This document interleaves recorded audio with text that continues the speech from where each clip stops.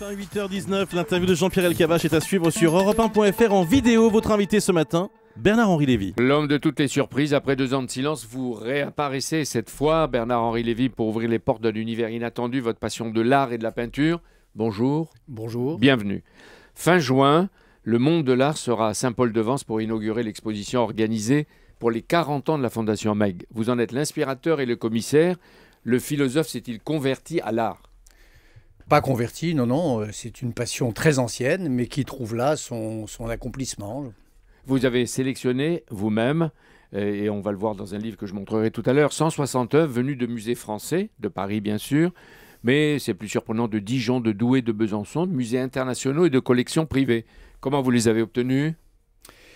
J'ai passé 2 ans à courir les musées, à les explorer, à faire des découvertes incroyables, notamment en France, des musées de région qui sont pas très connus et qui recèlent des chefs-d'œuvre incroyables. Le musée de Douai, en effet le musée de Besançon, qui nous a prêté un Adam et Ève de Cranach l'Ancien absolument magnifique.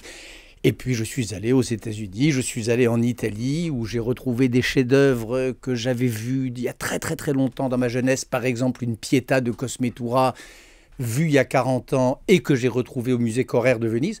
En Israël où il y a 2 très grands musées, le musée de Jérusalem et le musée de Tel Aviv, qui prêtent pas souvent, peut-être parce qu'on leur demande pas. Moi en tout cas je leur ai demandé et ils nous ont prêté des chefs-d'œuvre absolument sublime. Des collections privées, des gens qui vous ont et ouvert des collections privées. Et proposé leur peinture qu'ils ne montrent jamais.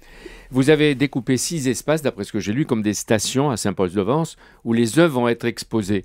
Mais est-ce que ce n'est pas une hérésie, comme disent déjà certains, de mélanger les grands anciens, Tiepolo, Rubens, Tintoret, avec les contemporains, que ce soit Guy Debord, Jeff Koons ou le grand sculpteur allemand Anselm Kiefer?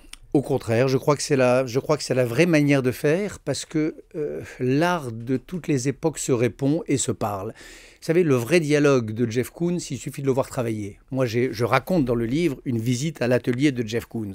Son dialogue, il n'est pas avec ses marchands, il n'est pas avec ses acheteurs. Il est avec son équipe. Il est même pas peut-être seulement avec son équipe, il est avec les maîtres du passé.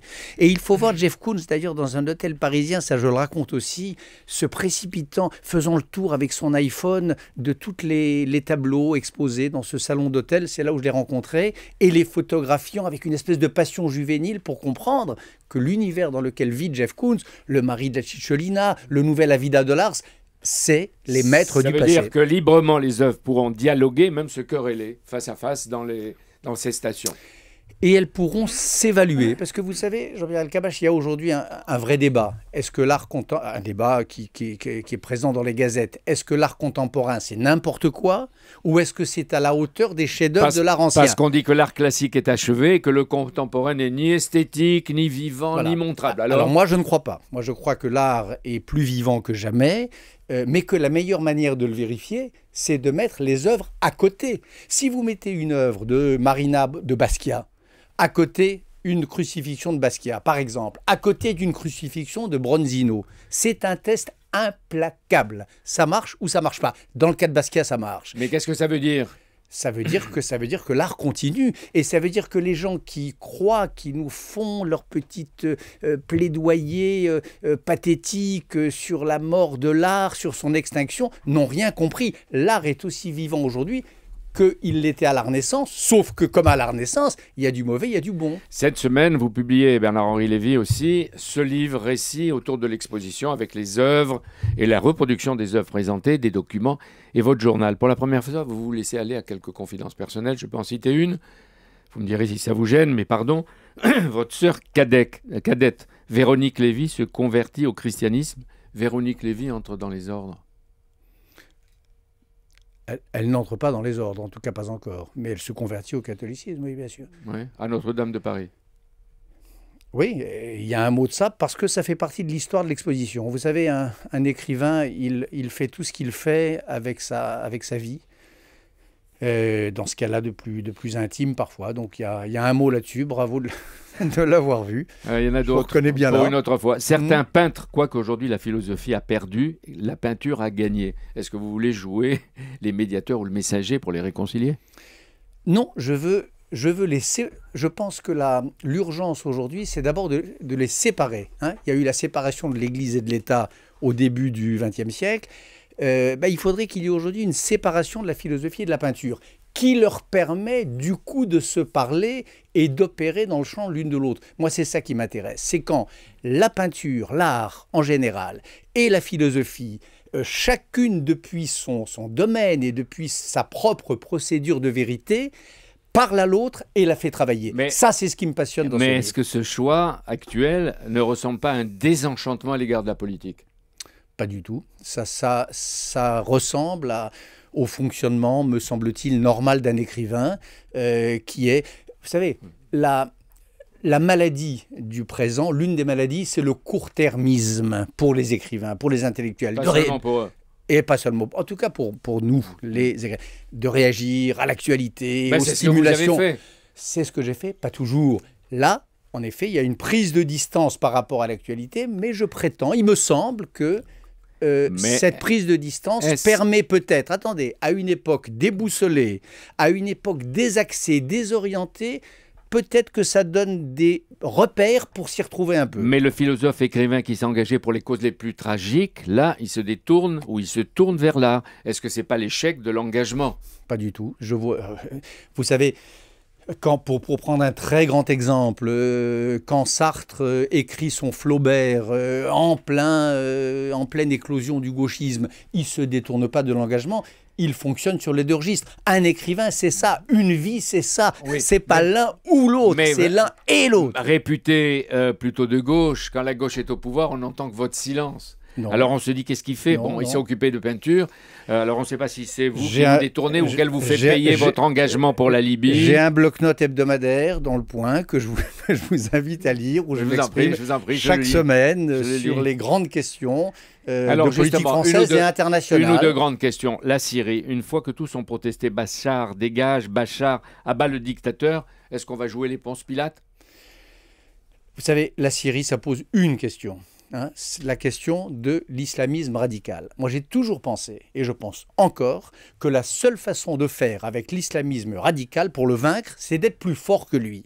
Comment est-ce qu'on est plus fort que l'islamisme radical ? C'est par exemple, attendez, dans l'affaire syrienne, la question est qui va faire tomber Bachar al-Assad ? Est-ce que c'est les islamistes radicaux ? Ou est-ce que c'est l'Occident ? Eh bien, je crois que par notre ponce-pilatisme, par notre lâcheté, par notre médiocrité, par la façon que nous avons eu de nous soumettre aux diktats de Poutine et des Chinois, nous avons fait le lit de l'islamisme radical.